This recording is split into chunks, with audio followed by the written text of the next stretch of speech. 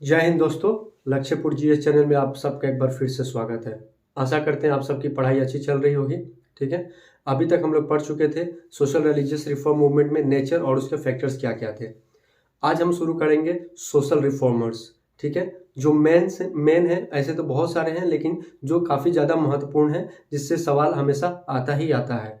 ठीक है, तो हम एग्जाम को नज़रिए से देखते हुए हम इम्पोर्टेंट सोशल रिफॉर्मर्स और उनके वर्ड्स पढ़ेंगे। ठीक है, इसके साथ साथ आपको सोशल रिलीजियस रिफॉर्म मूवमेंट में थोड़ा सा मेहनत करनी पड़ेगी। आपको क्या करना होगा कि एनसीईआरटी, ठीक है, जो मॉडर्न हिस्ट्री की है, उस चैप्टर की सोशल रिलीजियस रिफॉर्म मूवमेंट्स को आपको पढ़ना होगा। ठीक है, एक बार देख लेना होगा। तब आइए हम अपना पहला सोशल रिफॉर्मर स्टार्ट करते हैं, राजा राम मोहन रॉय। ठीक है, राजा राम मोहन रॉय। ठीक है, इनका जन्म कब हुआ था? बोर्न इन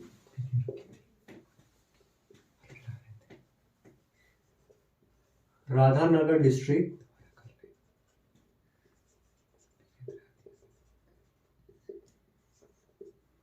ठीक है, इन बंगाल।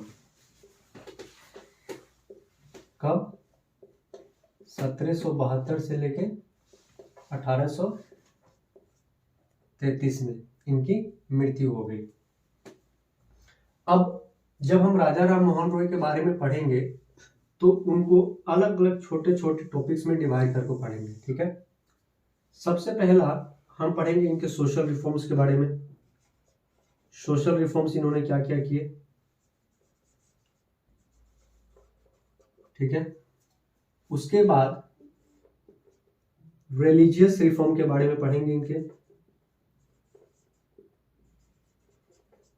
Religious reform.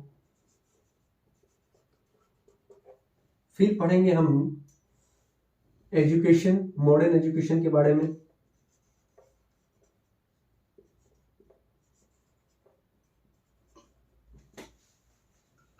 ठीक है, फिर आखिरी में हम पढ़ेंगे पॉलिटिकल अवेयरनेस के बारे में।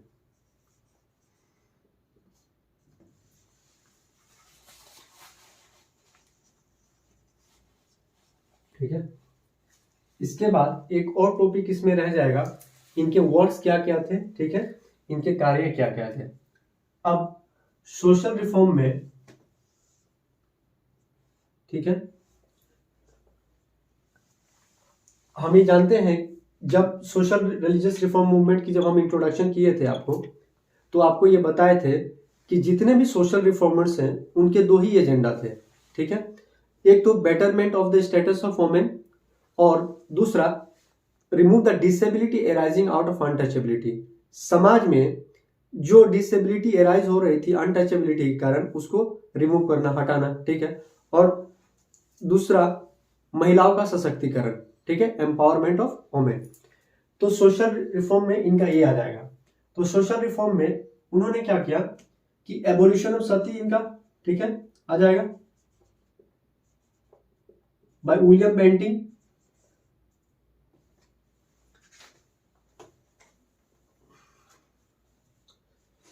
एबोल्यूशन ऑफ सती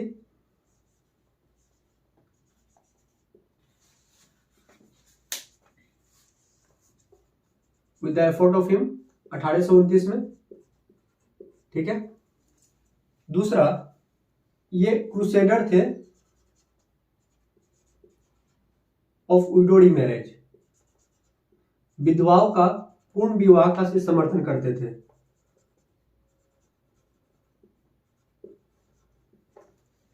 दूसरा कास्टिज्म के खिलाफ थे।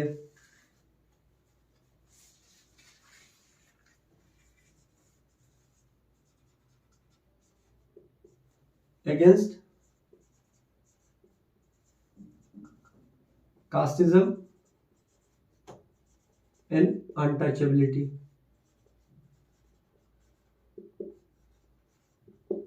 ठीक है, दूसरा विडो रीमैरिज एक्ट,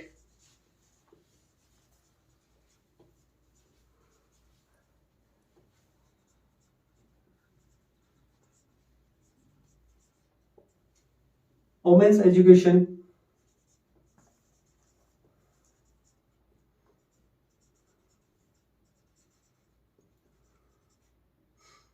एक्सेट्रा। ठीक है, तो जब सोशल रिफॉर्म की जब हम बात करते हैं राजा राम मोहन रॉय साहब की, तो इन्होंने बहुत सारा काम किया, जैसे कि एबोल्यूशन ऑफ सती, सती को प्रैक्टिस ऑफ सती, सती मतलब अगर किसी महिला की उनके पति का देहांत हो गया तो उस महिला को उसके मृतक पति के साथ जिंदा जलना पड़ता था। तो इनके एफर्ट के कारण, इनके मेहनत के कारण 1829 में सर विलियम बेंटिक ने सती को बैन कर दिया और एक एक्ट लाया गया, एबोलिशन ऑफ सती एक्ट 1829 के तहत अगर जो भी अब से सती प्रैक्टिस करेगा वो एक क्राइम है और वो पनिशेबल ऑफेंस बना दिया गया। ठीक है, दूसरा ये विधवाओं के पूर्ण विवाह की बात करते थे। ठीक है, दूसरा था ये कास्टिज्म और अनटचेबिलिटी के बारे में बात खिलाफ थे। एक जाति प्रथा को नहीं मानते थे और इसके घोर विद्रोह करते थे और उसमें एक अनटचेबिलिटी भी था। ठीक है, छुआछूत। फिर इनके एफर्ट से विडोडी मैरिज एक्ट, विडोडी मैरिज एक्ट में ईश्वर चंद्र विद्यासागर जी का भी बहुत बड़ा योगदान है। ठीक है, फिर ये वोमेन्स महिलाओं के शिक्षा की बात करते थे। अब आते हैं हम रिलीजियस रिफॉर्म में। ठीक है, रिलीजियस रिफॉर्म में इन्होंने क्या किया, ये क्या क्या थे। ठीक है, ही वॉज अगेंस्ट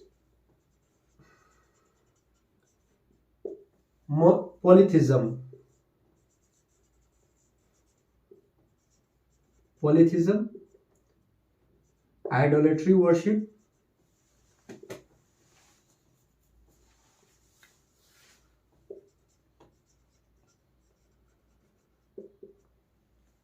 फिर उसके बाद में रिचुअल्स, फिर ये कहते थे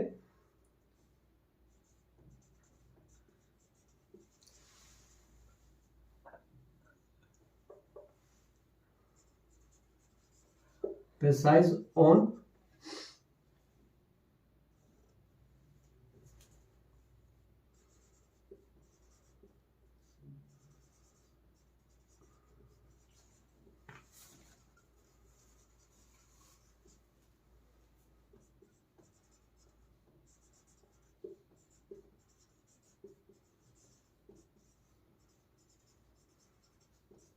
rationality.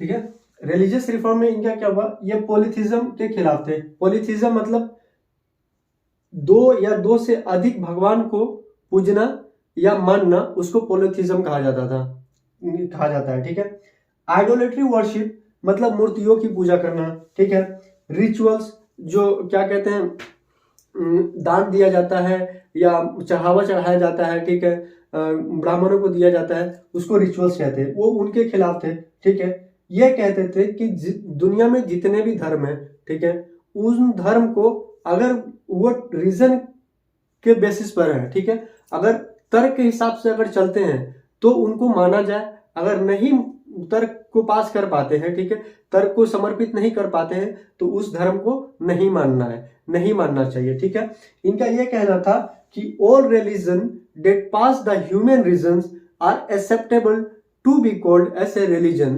otherwise we should abandon that religion। ठीक है, हमें उस धर्म का त्याग करना चाहिए। इनका एक और कंसेप्ट था इसमें,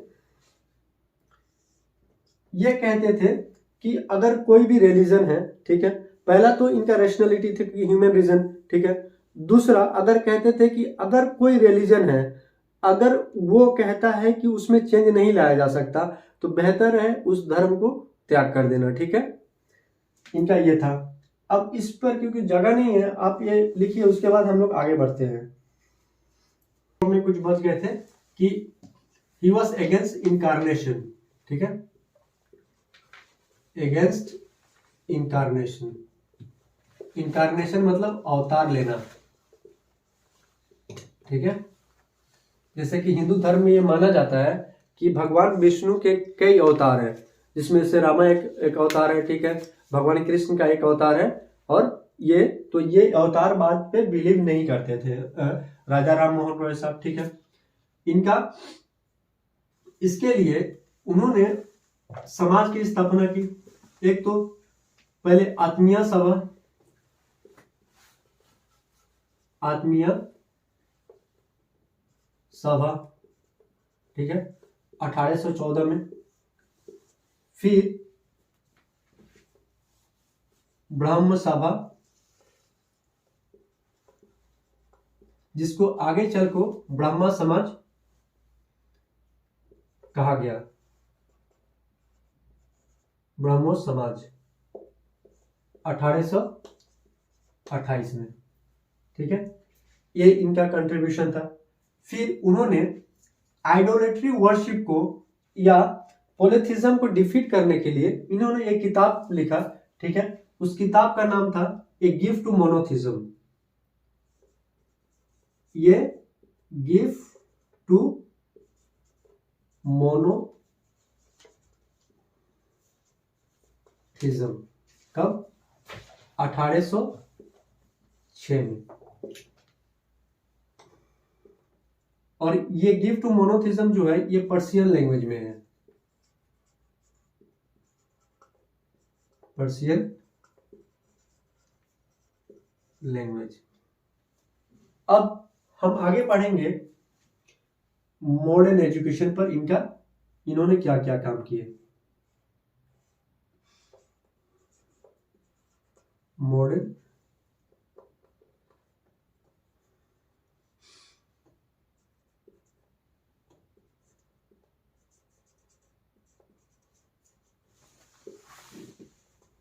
एजुकेशन, ठीक है।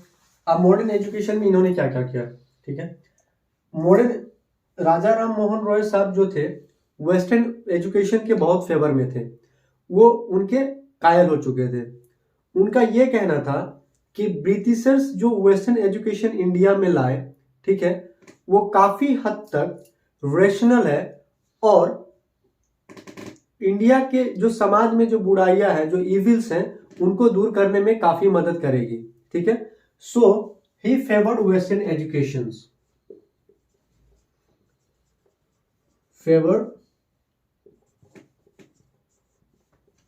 Western education system.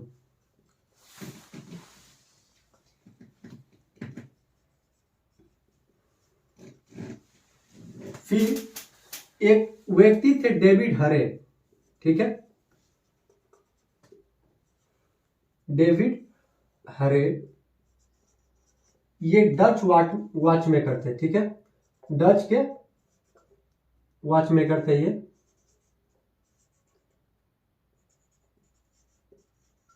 राजा राम मोहन रॉय ने इन्हें अपने सपोर्ट की, अपनी इन्हें मदद की कि एक स्कूल की स्थापना की जाए। उस स्कूल का नाम था हिंदू कॉलेज 1817 में, ठीक है, ठीक है, हिंदू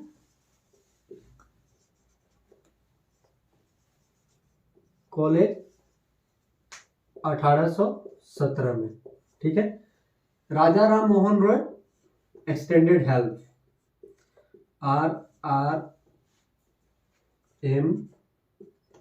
रॉय एक्सटेंडेड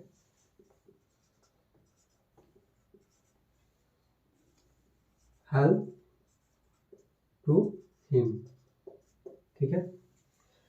फिर इस कॉलेज को आज के दौर में प्रेसिडेंसी कॉलेज ऑफ कलकत्ता कहा जाता है, प्रेसिडेंसी कॉलेज ऑफ कोलकाता। फिर इन्होंने खुद एक स्कूल की स्थापना की 1825 में।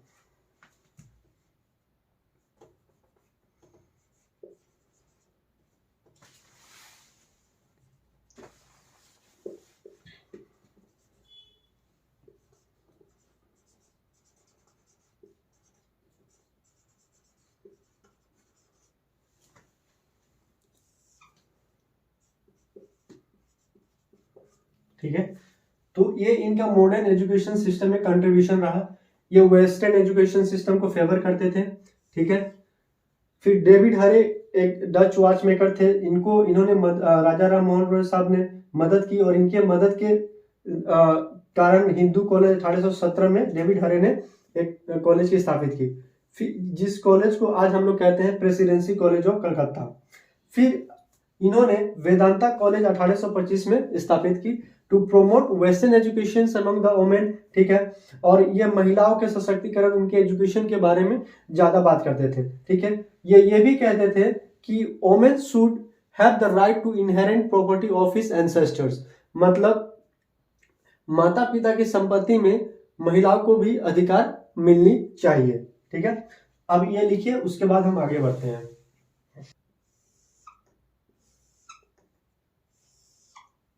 पढ़ेंगे पॉलिटिकल अवेयरनेस के फील्ड में इन्होंने क्या क्या काम किए,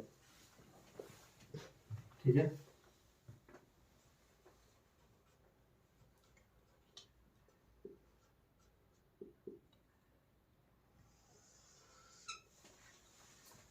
पॉलिटिकल अवेयरनेस लाने के लिए राजा राम मोहन रॉय साहब का यह मानना था कि ब्रिटिशर्स के द्वारा वेस्टर्न एजुकेशन भारत में लाना एक काफी अच्छा कदम रहा है, ठीक है। वो प्रेस करते थे कि ब्रिटिशर्स को modern western education system India में लाए, और जैसे कि सती प्रथा को बैन करना और विडो रीमैरिज एक्ट पास करना, इनके लिए वो प्रेस करते थे, उनको मतलब शाबाशी देते थे, उनका उत्साह बढ़ाते थे। लेकिन एट द सेम टाइम वो उनका ये कहना था, ब्रिटिशर्स को वो क्रिटिसाइज भी करते थे। किस चीज के लिए? ब्रिटिशर्स को वो इस चीज के लिए क्रिटिसाइज करते थे क्योंकि जितने भी एडमिनिस्ट्रेशन के पोस्ट थे, हायर जो भी पोस्ट थे, या तो एसपी, डीएसपी, डीएम, कलेक्टर, ये सब जितने भी हो गए, ठीक है। जो मेजर जो पोस्ट थे, हायर जो पोस्ट थे, वो सब अंग्रेजों के द्वारा कब्जा किया जाया था, ठीक है। वो रिजर्व करके रखने के लिए, ठीक है। ये इनके इसके लिए वो ब्रिटिशर्स को क्रिटिसाइज करते थे। दूसरा, ये फ्रीडम ऑफ स्पीच और एक्सप्रेशन की बात करते थे, ठीक है। जब जॉन एडम्स की जो लाइसेंसिंग रेगुलेशन एक्ट आई, ठीक है, तो उसके द्वारा इनके जो लोकल न्यूज़पेपर थे, ठीक है, उनको बैन कर दिया गया, ठीक है। तो वो ब्रिटिशर्स को इसलिए भी क्रिटिसाइज करते थे क्योंकि वो प्रेस को बैन कर देना, क्योंकि प्रेस एक माध्यम था कि लोगों के आवाज को उठाया जाए और सरकार तक पहुंचाया जा सके, ठीक है। तो इसके कारण इन्होंने eight the same time Britishers को वो प्रेस तो करते हैं, ठीक है, उनको शाबाशी तो देते हैं, लेकिन एट द सेम टाइम वो क्रिटिसाइज भी करते हैं, ठीक है। He is known as the first person to start an agitation for the freedom of press, ठीक है। पॉलिटिकल एजिटेशन, ये पहले वैसे व्यक्ति हैं जो पॉलिटिकल एजिटेशन स्टार्ट करते हैं फ्रीडम ऑफ प्रेस के लिए, ठीक है। अब हम आगे पढ़ते हैं, ठीक है। तो पॉलिटिकल अवेयरनेस लाने के लिए इन्होंने कुछ जर्नल पब्लिश किए। पहला जो था संवाद कुमुदी,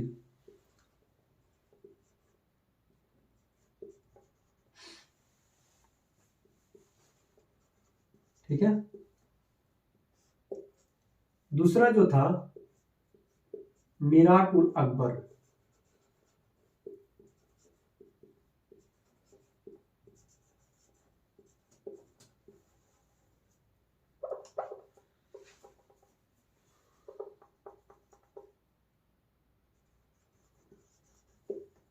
ठीक है।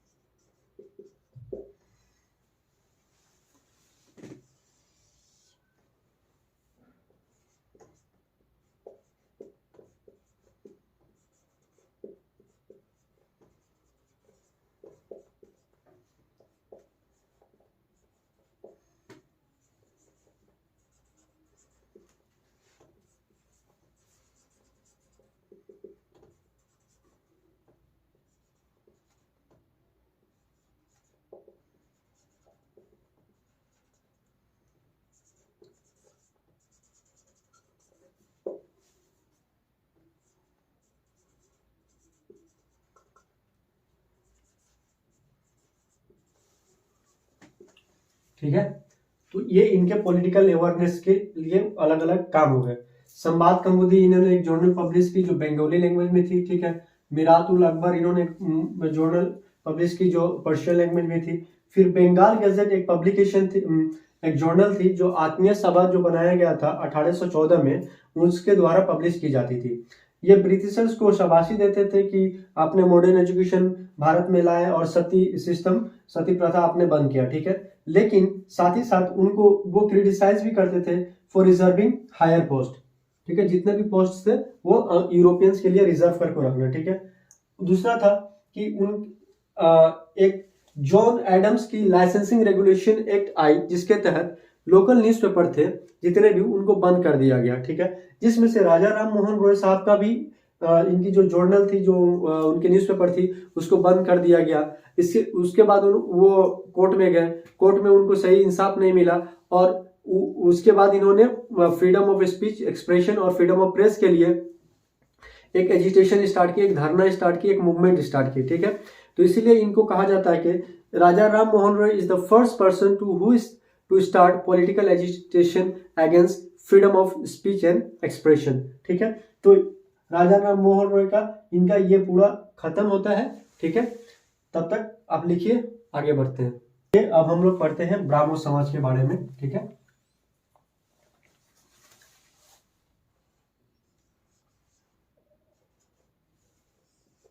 ब्राह्मण समाज,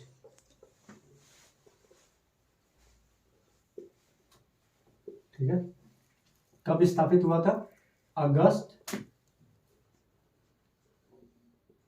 1828 में। किनके द्वारा? बाई राजा राम मोहन रॉय, ठीक है। अब इनका एजेंडा क्या था? इनकी ब्राह्मण समाज की स्थापना करने की उनकी ऑब्जेक्टिव क्या थी, ठीक है, और इनका तरीका क्या था? तो इनका जो लॉन्ग टर्म जो एजेंडा था, ठीक है, long term agenda,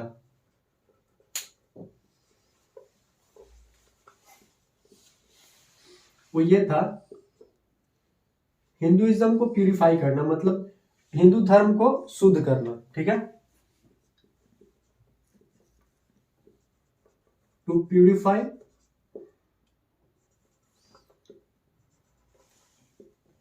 Hinduism and to preach monotheism. Monotheism का मतलब सिर्फ एक भगवान को मानना। कैसे? By twin pillars of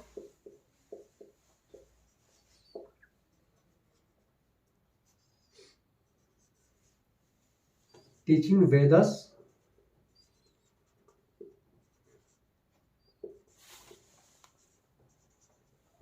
and Upanishads,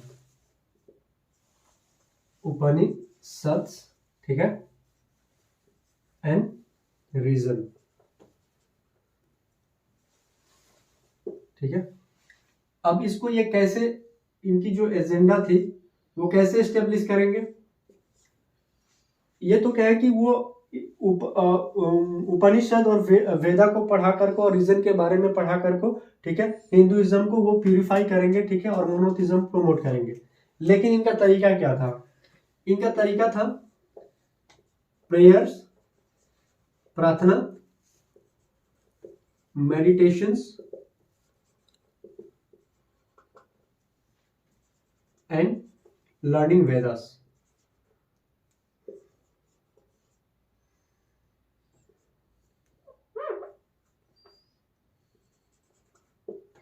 learning Vedas, Vedas के पढ़ाई, वेदा पढ़ा कर को, फिर मेडिटेशन कर को, ठीक है, और प्रार्थना कर को, ठीक है। इनका ये काम था कि रीजन को ढूंढना, ठीक है, रैशनैलिटी को ढूंढना, सहजता को ढूंढना, और हिंदुइज्म में जितने भी डिस्टॉर्टेड फैक्ट्स है, रिचुअल्स है, कास्टिज्म है, पॉलिथिज्म है, आइडोलेट्री वर्शिप है, इन सब को दूर करना, ठीक है। अब हम लोग देखेंगे ब्राह्मण समाज से कौन कौन व्यक्ति जुड़े हुए रहते हैं, ठीक है। एग्जाम में अक्सर ये सवाल पूछा जाता है कि which of the following persons are associated with the Brahman Samaj. ठीक है, तो सबसे पहले राजा राम मोहन राय होंगे,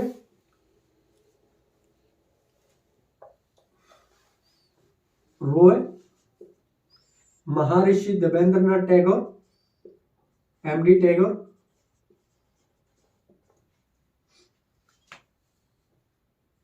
अक्षय ए.के. दत्ता,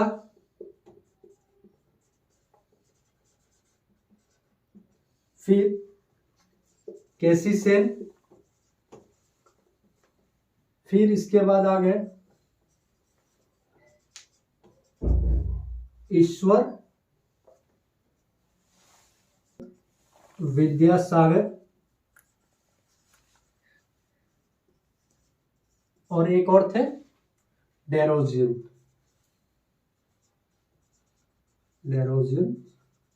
ठीक है, पर्सन एसोसिएटेड विथ।